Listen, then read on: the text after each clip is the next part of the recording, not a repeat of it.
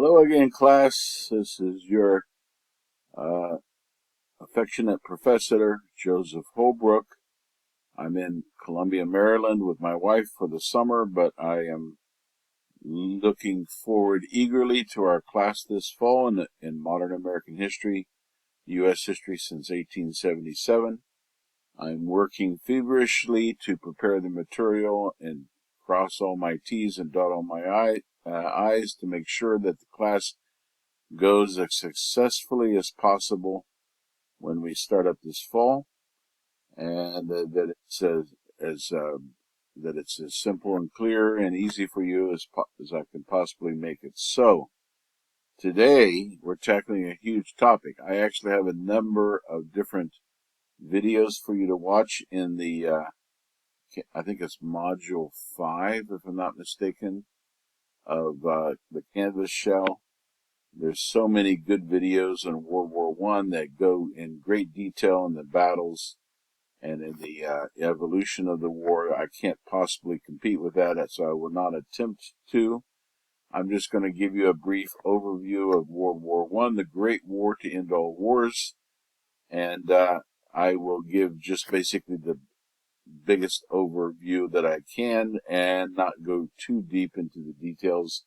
There'll be other videos for you to watch if you want to dig deeper into it. So let's get started. So, America the Great War, Chapter 21 of the American Yop, War in the American State. Now there is some background to this that I would like to add that the book doesn't go into very much, which I will in the classroom. There were several incursions into Mexico just previous to the outbreak of World War I under the administration of Woodrow Wilson. Actually, I think there were nearly 3 different interventions in Mexico during the Mexican Revolution. The last one and the most egregious being the hunt for Pancho Villa, which started in around March or April of 1916 under the General John J. Pershing, who we've seen before. He was in command of the Black Regiment that charged up San Juan Hill along with the Rough Riders under Teddy Roosevelt. John Pershing was commissioned to lead 10,000 men, or some say 11,000 men, into Mexico to try to track down, hunt down, and kill or capture Pancho Villa, a famous Mexican bandit and a general in the Mexican Revolution. And Pancho Villa made a laughingstock out of the American Expeditionary Force. So this was it's sometimes called the last war of the 19th century, or the first war of the 20th century, being that it was 1916. They rode cavalry, the last military adventure in which there were cavalry involved, but they also had mechanized cavalry. So it's the first one which they used trucks to transport troops and supplies. And they were in Mexico for a number of months. I don't remember the exact amount now, but I think it was most of the year. And I've posted a video that goes in more detail in the Canvas shell, but they were totally unable to locate or even find a hint of Pancho Villa, and almost came to war with the government of Venustiano Carranza, who was the current president of Mexico at the time, and had to withdraw the troops just at the end of 1916, beginning of 1917. Total fiasco, but just in time to put General Pershing in command of the U.S. Expeditionary Force that went to Europe with 1.5 million men. So we'll talk more about that in class. And also we'll talk about the Zimmerman telegram, which may have been the actual trigger that pushed Wilson and the United States into World War I, even more than the sinking of the Lusitania, because Germany was offering an alliance to Mexico, that if Mexico would attack the United States, Germany won World War I, Germany would support Mexico taking back the territories that the United States had won in the 1840s in the Mexican-American War.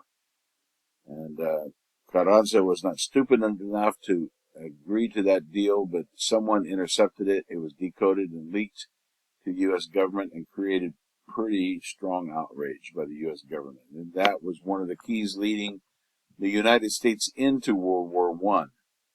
So 1914 is when the outbreak of the war happened. The United States declared its neutrality. 1915, German submarine sinks the Lusitania. Also, 1914 is the year that Woodrow Wilson was running for president. I'm sorry, I think maybe it was 1912 that Wilson was president. So 1916 he ran again. In the 1916 election, Wilson ran as a peace candidate, opposing war, getting involved in the War of Europe, which is why a large reason why he got elected. It also made it rather difficult for him to immediately march off and lead the U.S. into a war after making those promises during the campaign. The Great Migration of African Americans started in 1915 through 1940 out of the South, headed north to the industrial cities such as Cincinnati, Columbus, Indianapolis, Chicago, New York, Philadelphia, Baltimore, attempting to escape from Jim Crow persecution and lynchings, brutal lynchings in the South, sense of white supremacy. It's called the Great Migration. Woodrow Wilson was re-elected in 1916 as a peace candidate. There was a raising of taxes in 1916 also. 1917, the U.S. entered World War I. Let me put this slideshow on.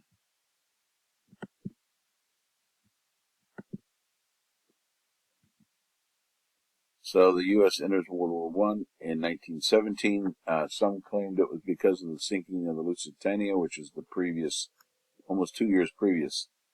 But other thinking is that it's because of the Zimmerman cable from Germany to Mexico that was intercepted by spycraft.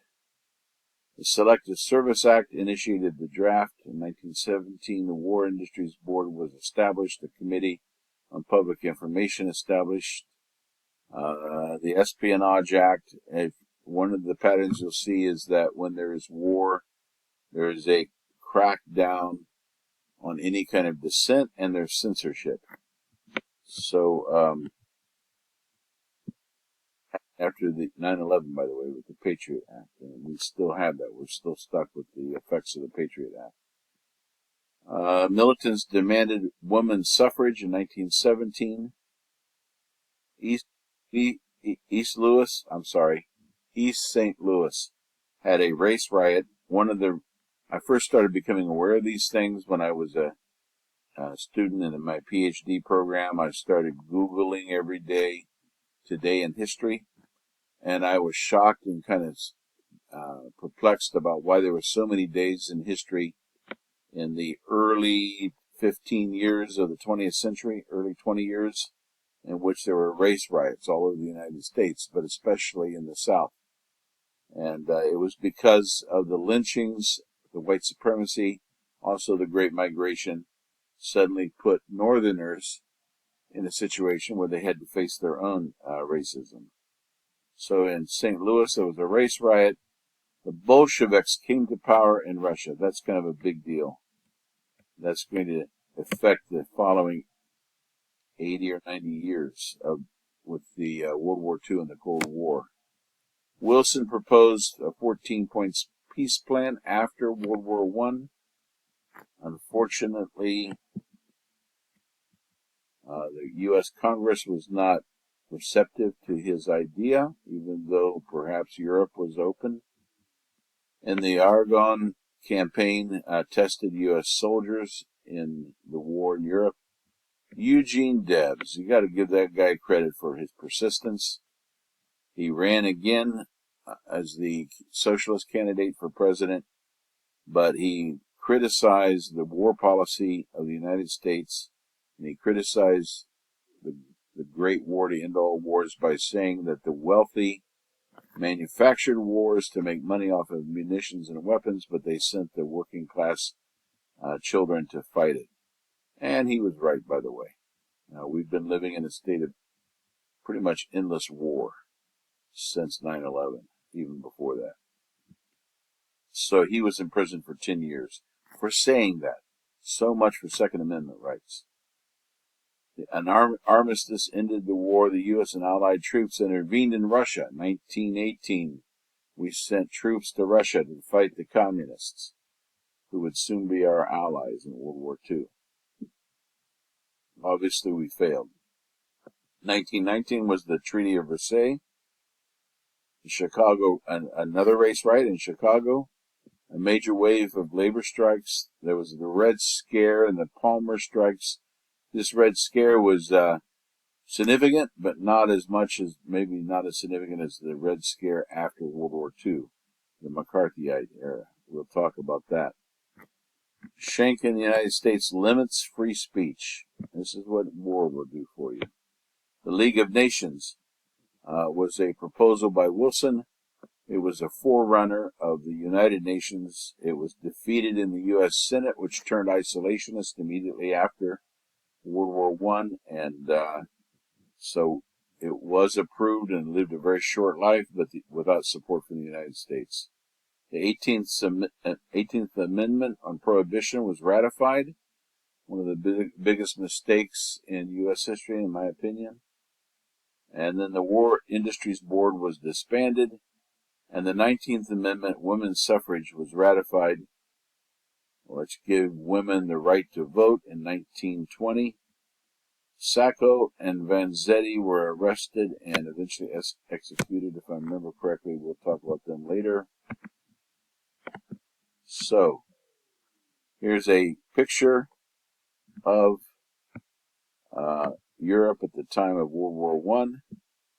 As you probably may already know, maybe not if you haven't studied world history or American history, this was a war that began in Serbia, in the Balkans. This is right above Greece and below Austria-Hungary is the area called the Balkans, and it's a hot spot of conflict because it has been controlled by several different empires over 1,000 years. It once was part of the Roman Empire, at least parts of it were, particularly Romania, also Macedonia. I'm not so sure about some of the other parts, but it came under the control of the Austria-Hungarian Empire, which was Catholic, but it was also influenced by the Russian Empire, especially Serbia, which is Eastern Orthodox. And most time periods, the Eastern Orthodox and the Catholics don't really like each other very much, even though they're Christian. And then the Ottoman Empire, you see down there in your lower right, that's the modern state of Turkey. The Turks controlled the Ottoman Empire, which was a Muslim empire, and at one point they controlled most of the Middle East, with the exception of Iran, I believe, all the way down to Egypt. They were Sunni Muslims. This was an aggressive, outwardly expanding Sunni Muslim empire that nearly took over the Balkans area. In fact, it did, Bulgaria, and up into Serbia, Albania, and so this was a threat to Europe for a number of years, up until about 1453. They had defeated Constantinople and the Byzantine Empire sometime before that, and actually longer than 1450. The Turks took Constantinople in 1453, but they weren't defeated by the Austria-Hungarians until like the 17th century, if I'm not mistaken. Here's my world history, a bit rusty. So, World War I began in this area, particularly in Sarajevo, I think it was. Um, there was an assassination by a Serbian nationalist of the heir to the Austria-Hungarian Empire, and he killed his wife, and this began a series of dominoes falling over each other. It was a tinderbox. There was a series of alliances that were arranged that were not very practical, somewhat untenable. And once they started collapsing, it was like a house of cards.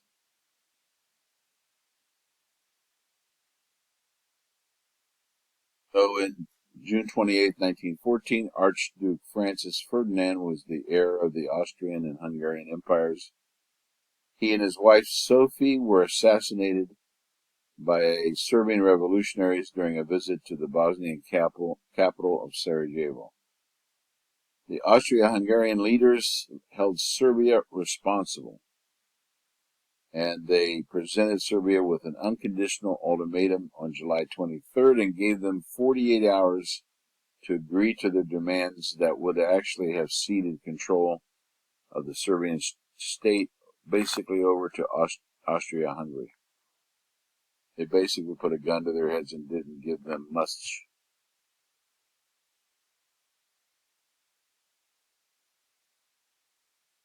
Greece, down at the bottom, as the Ottoman Empire. Here, Empire, as it was known. And there's the state of Serbia. And up here is the Russian. Something to keep in mind is World War I begins an unraveling of a collection of world empires. And as they collapse and dissolve, they dissolve into a group of nation states. This process had started earlier, almost 100 years earlier, with the Napoleonic Wars, when the Spanish Empire began collapsing in the American hemisphere. And instead of having a Spanish Empire from California down to Argentina, you ended up with 21 Spanish-speaking nation states. This was the beginning of that pattern with the collapse of the Spanish Empire, which actually took another 80 years to finish collapsing with the loss of Cuba and the Spanish-American War. But now we're going to see the same thing happening in Europe. World War I. The Russian Empire will collapse, leading to the Bolshevik Revolution. The Austria-Hungarian Empire is going to collapse, leading to a number of nation states emerging out of that empire. And the Ottoman Empire is going to collapse, leading to the modern state of Turkey and a whole lot of problems that the French and the British left to us in the Middle East. Of Serbian nationalists and guerrilla fighters fighting in the Balkans. So the war had been going on, conflict and war had been going on in the Balkans for 20 or 25 years before the beginning of World War I. It was a world war waiting to happen, basically. The Guns of August are a great book that goes into detail about the miscalculations, the bad assumptions, the poorly designed alliances that led to, like dominoes, led to the beginning of a massive war that no one could stop. So here is we're zooming out here to get a bigger picture of Europe. You can see that Spain, Sweden, Norway, and Iceland were neutral. So was the Netherlands and Switzerland. They stayed out of the war. Always a good policy. The Central Powers were Germany and Austria-Hungary, and the Allied powers opposing them include the United Kingdom, France, Belgium, Italy, Greece, eventually Japan as well. Italy and Japan obviously switched sides and joined the Axis powers in World War II. So this was one of the most destructive wars, if not the most destructive war in all of history up to this point.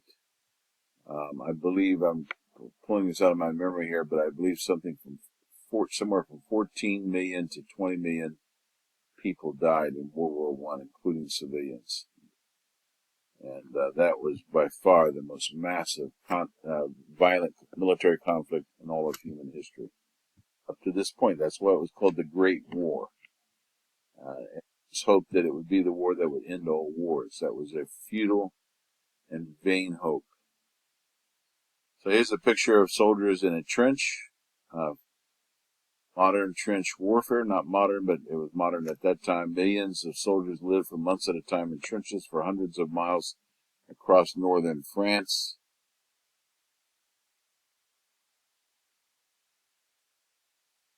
The photograph captures a moment of peace when an exhausted soldier could catch some sleep or scribble a letter to his wife. Backing up just a bit, I'm operating off of 2 laptops here, so I probably shouldn't try this, but I hate to bore you with all the writing in my notes, and so I'm trying to keep images only on this view. But the domino effect that happened with the beginning of World War I, the Austrian armies began to bombard Belgrade on July 28th. Tsar Nicholas II of Tsar Nicholas II of Russia ordered a partial mobilization against Austria-Hungry because he was allied. The Empire of Russia was allied with the Serbians because they had a similar civilization. They used the same alphabet. They had the same religion, Eastern Orthodoxy. However, this partial mobilization was impossible. Here's where the tragicomedy of errors begins. The Russian General Staff had assumed a war would inevitably be with both Austria and Germany, so they had set up their plans and their logistics for a complete mobilization against both countries. Russia could not mobilize against one without mobilizing against the other. Oops. Therefore, on July 29, Russia ordered full mobilization and in effect declared a general war, which then brings Germany into the war. Russia's move prompted Germany to declare war on Russia's ally, France. France was an ally of Germany. Forgive me, let me back up. France was an ally of Russia. Russia was an ally of Serbia. Germany was an ally of Austria-Hungary. You see how this is developing, right? It's like a web. To attack France, the Germans launched a brutal invasion of neutral Belgium. There was a line of defensive fortifications set up in France facing Germany. So the Germans simply went around it by going through Belgium. But that was a big mistake. Because, why? Well, who was Belgium's ally? Poor little Belgium would have stayed out of the war, perhaps, if they hadn't been invaded. But once the Germans launched the invasion of Belgium, this brings Great Britain into the war because they have a treaty with Belgium and their allies. So, Great Britain had to declare war on Germany. By August 4th, nearly all of Europe was at war. Hence the name of the book, The Guns of August. The Allied powers confronted the Central Powers, later joined by Turkey in November. And this is American history. I thought about giving another lecture on genocide because the genocides just seem to explode. During this time period, but that would be world history. It's not really particularly American history. We could talk about that, but I really don't have time today. I'm thinking about starting another series on world history in which I would talk about the genocides that erupted during World War I, particularly the Ottoman Empire, which was becoming nationalistic, attacking defenseless Armenian Christians. and massacring whole villages and marching them out into the desert because they suspected them of possibly being allies of Russia. Also, Syrian Christians living in northern Syria were also attacked within the context of the Armenian Empire. I'm sorry, the Ottoman Empire. Of course, in World War II, this problem continues as Hitler is reported to have made a comment. Look what happened in World War One.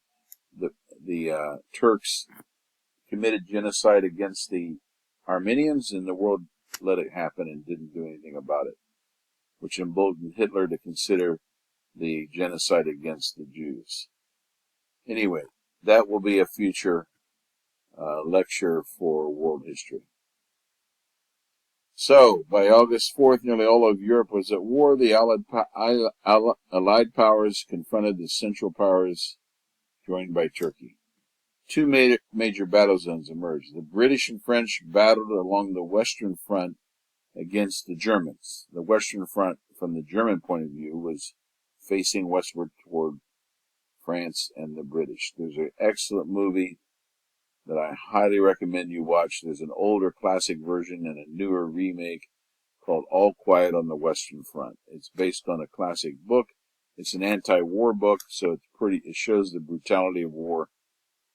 If you want to watch that, I'll definitely give you extra credit for it. All is quiet along the Western Front. Of course, it's told from a German perspective because the Western Front with Britain and France was west of the Germany, of course.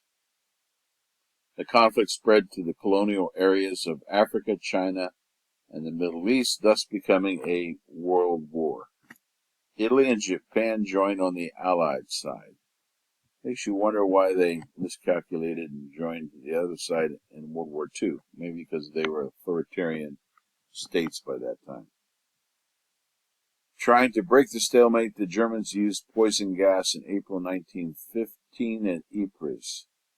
The Germans tried to break through the French lines at Verdun in 1916 and suffered 450,000 casualties. That's 500,000 dead soldiers. The French fared worse with 550,000 dead or wounded. That's 1,000,000 dead or wounded soldiers. In the 1914 to 1918, the Western Front barely moved. So this was a different kind of warfare than you see in World War II, where everything's moving rapidly.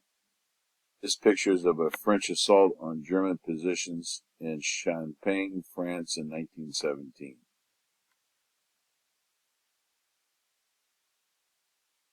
Here is a picture of the Boy Scouts of America charging up Fifth Avenue in New York City in a Wake Up America parade in 1917 to support recruitment efforts. Nearly 60,000 people attended this single parade. Scouts. This is a staged reenactment of two British soldiers charging a bunker with a dead German soldier lying in front. 19 Library of Congress. Okay.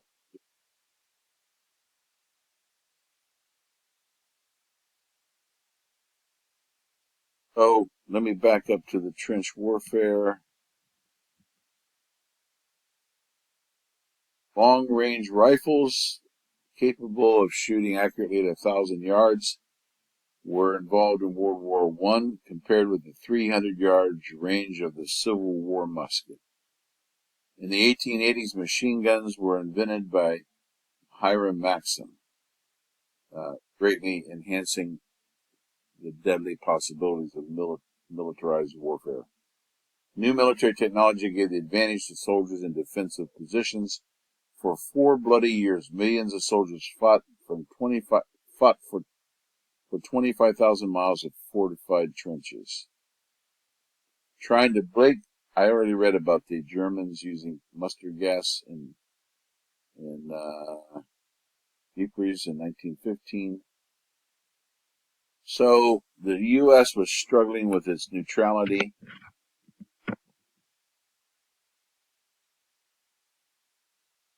The U.S. struggled in its role as a neutral nation. The American people had divided loyalties. Many Americans felt deep cultural ties to Britain, but others also had ties to Germany. There were at least 10 million Germans living in the United States at this time.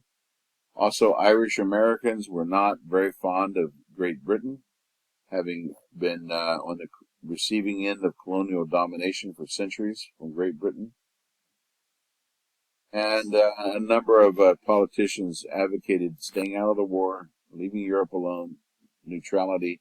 Robert La Follette, who we've seen before as a progressive politician in Wisconsin, opposed American involvement. Eugene Debs also condemned the war as a conflict among greedy capitalist and imperialist nations, which is probably what got him sent to jail for a 10-year sentence.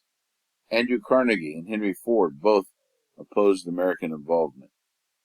In September of 1914, Britain opposed a blockade on the Central Powers. 1914. And this then brings in a new weapon, a new technology designed by the Germans, the U-boat, which was the early version of a submarine. To cut off transatlantic trade and challenge the British Navy, the Germans launched a devastating new weapon, the U-boat, which stood for Unterseeboot. I'm guessing that means undersea boat. Yeah, Unterseeboot. I don't know how to pronounce it in German. April 1915, Germans warned civilians not to travel on British ships or their allies. A few weeks later, a German U-boat torpedoed the Lusitania, killing 1,198 people, and 128 of them were Americans. As you can imagine, that created some outrage in the United States. In the elections of 1916, the Republicans passed over the pro-war Roosevelt, that is, Theodore Roosevelt, or as my Colombian friends would like to say, Roosevelt el Malo. And they chose Supreme Justice Charles Evans Hughes as their candidate. Wilson was renominated by the Democrats as a peace president. Wilson eked out a narrow victory. Events steadily pushed Wilson toward war despite his desire to maintain neutrality. One of these instances that pushed him toward war was the Zimmerman dispatch, or uh, telegram or cable. Newspapers reported an intercepted dispatch from a German Foreign Secretary, Arthur Zimmerman, to his minister in Mexico City, urging Mexico to join the fight on the side of the Central Powers. Germany promised to help Mexico regain Texas, New Mexico, and Arizona if Germany won the fight and if Mexico would join their side. American policymakers went ballistic, and Wilson broke off relations with Germany in February. Now, remember the context, and I'll talk more about this in class, but this was almost at the same time that Wilson had Pershing and about 11,000 U.S. soldiers in Mexico trying to hunt down Pancho Villa. And the U.S. and Wilson were very perilously close to war with Mexico. In fact, one book I read said that Wilson at one point had a request for a declaration of war to send to Congress, war against Mexico. And he was about to sign it, and he decided to sleep on it. And the next day he thought better of it, and he didn't sign it, and within a few months we were at war with Europe, with Germany. So there's an untold story there. And so this Zimmerman cable comes along and definitely stirred the pot, so to speak. Unrestricted submarine warfare and the Zimmerman cable inflamed anti-German sentiment. German U-boats were now attacking American ships without warning and sinking them. This was a big strategic mistake probably on the part of the Germans. 3 of them were sank on March 18th of 1917 alone. This was just a couple months after Wilson pulled the troops back out of Mexico, and they were already probably organizing their expeditionary force to go to Europe. Wilson suggested that American involvement in Europe would make America safe for democracy. On April 6, 1917, the U.S. declared war on Germany. And that brings us up. So over there, I think, so we're actually up. That brings us up to this picture.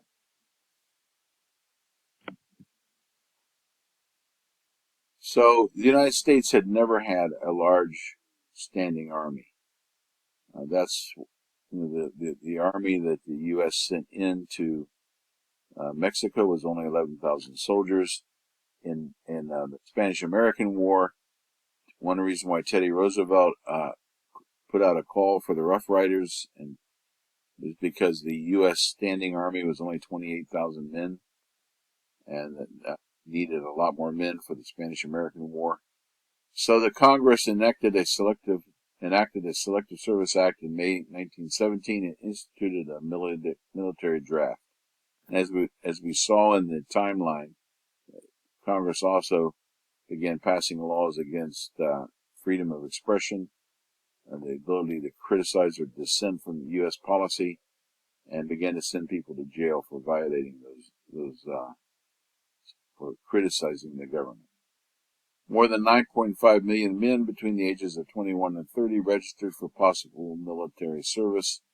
The nation's first serious significant contribution to the Allied effort was the securing of the safety of ocean transport. And it's also important to realize that in 1917 the Spanish flu was just kicking off, and it was eventually going to take more lives of American servicemen than the actual war did. Trench warfare on the Western Front continued to take thousands of lives. May 1918, the brunt of the fighting fell on the British and French. November of 1917, the Eastern Front had collapsed. This is the front between Germany and Russian Empire. That front collapsed after the Bolshevik Revolution in Russia. The communists, led by Vladimir Ilyich Lenin, sought peace with the Central Powers and entered into the Treaty of Brest-Litovsk in 1918. That meant that the Eastern Front was no longer active and the Germans could reconcentrate their forces on the West. In the meantime, U.S. soldiers were being packed into transport ships where the Spanish flu spread much more easily, and thousands were getting sick and dying as they arrived in Europe. May 1918, the German army was within 50 miles of Paris. Pershing committed about 60,000 men to help the French repel the Germans. By mid-September 1918, the American and French troops forced a German retreat. By November, Pershing committed 1 million American soldiers against the German army in the Argonne Forest, and the armistice was finally signed by November 11, 1918. So the war ended pretty quickly after 1 million American soldiers got involved and tipped the balance in favor of the Allies. 2 million American soldiers were in France at the war's end. 53,000 American servicemen had died in action. 200,000 suffered wounds. Another 63,000 died of disease, mainly the flu pandemic that began in Kansas in 1918. I didn't know that. It began in Kansas. The Spanish flu. I wonder why they call it the Spanish flu. Over a 2-year period after beginning in Kansas, it killed 50 million people around the world. 8 million Allied and German soldiers died in World War I. And that doesn't include the vast number of civilians that died, which takes it up to over 14, up to 20 million. As always, there's a toll on civilians. So here's a picture of the major battles being fought. You see there, most of them. Initially, the Allied offensive was in Belgium. I don't see Paris there. Luxembourg, I see. I see Belgium. Germany is in the kind of pinkish area. And then Strasbourg is Switzerland. So I'm kind of not. Oh, there. I guess France is the blue part. Yeah, I thought that was water. The thrust of the Allied advance was out of France into Belgium, back the way they came. Tremendous loss of life, and really. So the American fighting force became modernized during this process. The expeditionary force into Mexico in 1916 to try to apprehend Pancho Villa, which totally failed. It actually was valuable in terms of helping the American Army start to modernize itself. It was in Mexico they first used trucks instead of horses to carry troops and supplies. They also used early airplanes. And so all of this experience translated over across the Atlantic into Europe. There were some heroes. One of my favorites was Sergeant Alvin York. I saw this movie as a child about his life. He single-handedly killed 25 Germans and took 132 prisoners in the Argonne Forest campaign. World War II, there's a couple of guys that far surpassed that record of taking prisoners. We'll talk about them later as we get into World War II. Eddie Rickenbacker learned how to fly, joined the 94th Aerial Squadron, and shot down 26 German planes. Rickenbacker. So, there were African American soldiers serving in World War I.